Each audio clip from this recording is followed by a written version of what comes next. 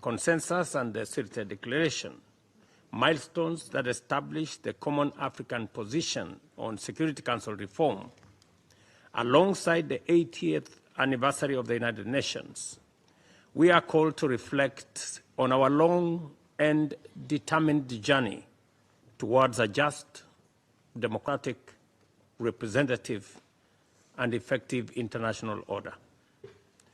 I urge us to move forward with clarity and purpose on three urgent priorities. Number one, we must amplify Africa's voice in every forum, carrying this agenda into bilateral, regional, multilateral engagements so that Africa's message can resonate in every space that we find. Secondly, as the world questions whether the United Nations remains fit for purpose, and I think there is a very big debate about it, we must insist that Africa's continued exclusion is unacceptable and indefensible.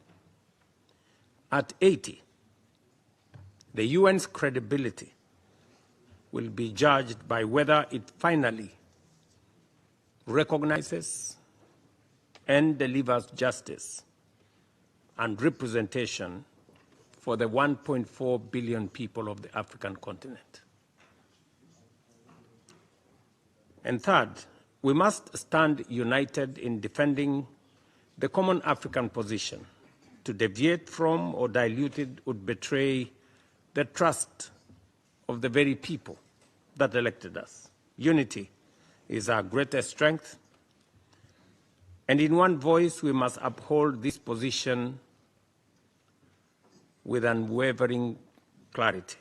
Excellencies, Africa carries a disproportionate share of the Security Council's agenda and is among the largest contributors of the UN peacekeeping. Yet we remain the only continent without permanent representation. This historic injustice must come to an end sooner rather than later. Beyond asserting our right, we must be clear about what we seek and how to achieve it. Securing Africa's rightful seats is our common demand. But we must also be prepared to shoulder the responsibilities that come with permanent membership, including how we will choose our representatives.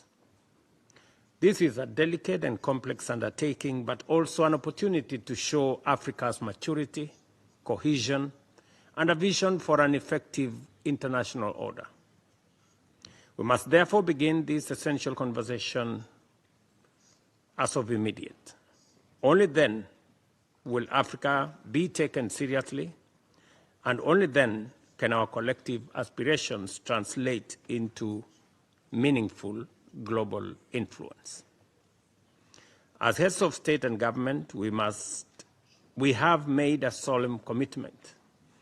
Our unity is the guarantee of progress, and our shared determination the safeguard against any delay.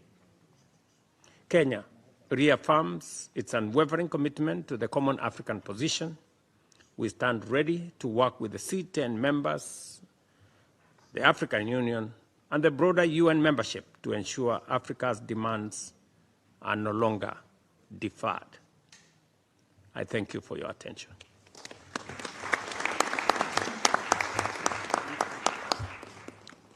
I thank President Ruto for his intervention. And I invite Her Excellency Netumbo Nandi Daiwa, President of Namibia.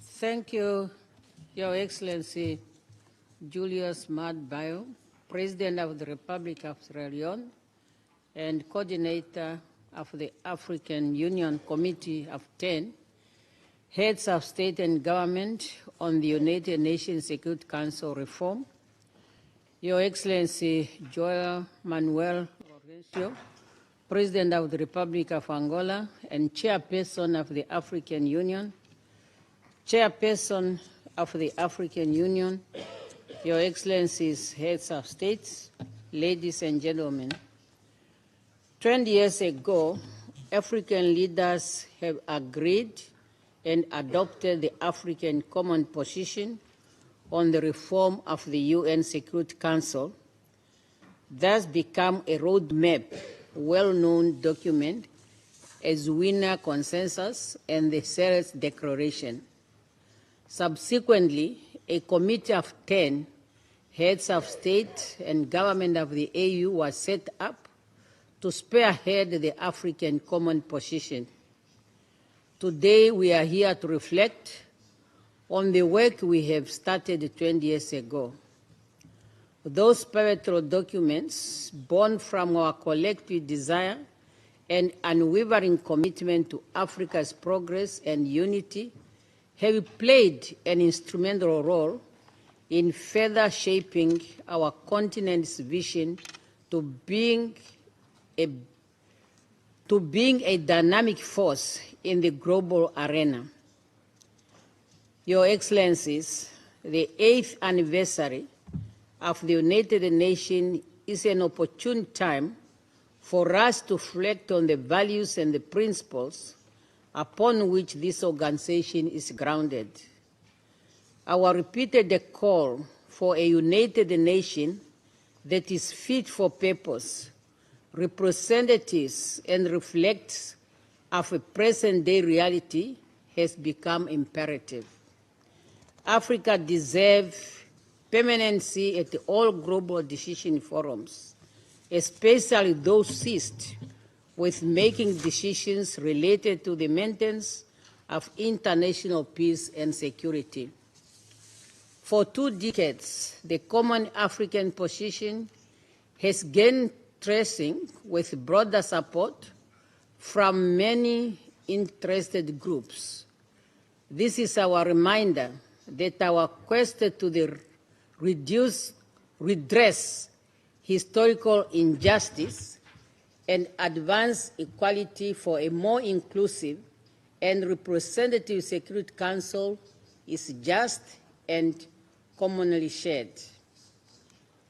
Allow me to acknowledge with gratitude the immense support from all interested groups for the Common Africa Position, which culminated in the recognition of Africa as a priority and a special case in the reform process, as reflected in the outcome document of relevant United Nations process, including the PEC for the future. While the reform process continues, Africa should be proud to have sustained a unified voice within the intergovernmental negotiation since the inception of this process.